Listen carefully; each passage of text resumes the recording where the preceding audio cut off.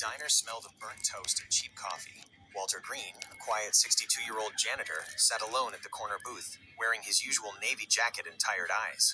He wasn't there for conversation, just warmth. The waitress refilled his mug without a word. Walter nodded his thanks. He'd learned long ago that silence was easier than forcing comfort where it didn't exist. The bell above the door jingled, and two police officers walked in, one older, one young and sharp-eyed. The younger one, Officer Miller, scanned the room with that restless authority that comes from never being questioned. They ordered coffee and sat a few tables away. When the older officer left for a phone call, Miller's gaze drifted toward Walter.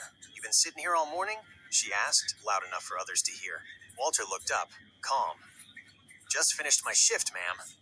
Waiting for the rain to stop," she scoffed. "Sure. That's what they all say." A few customers shifted uncomfortably. Walter's hand tightened around the mug. Not from anger, but restraint. He'd been through this before. Miller stood, walked over, and tilted her head.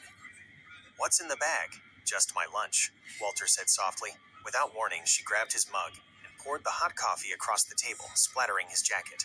The diner went silent. Walter didn't move. He just looked at her, with the kind of disappointment that hurts more than rage. "Guess you'll need another," she said, smirking. Before he could reply, the door opened again. The older officer returned, and froze when he saw the scene. "Officer Miller, what the hell did you just do?" She straightened. He was acting suspicious.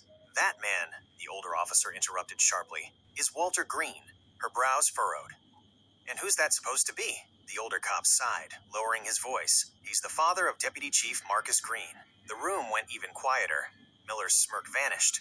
Walter slowly stood, taking a napkin to wipe his jacket. His voice was low, steady. "I don't need an apology," he said. "I just hope one day you learn that a uniform doesn't make you better.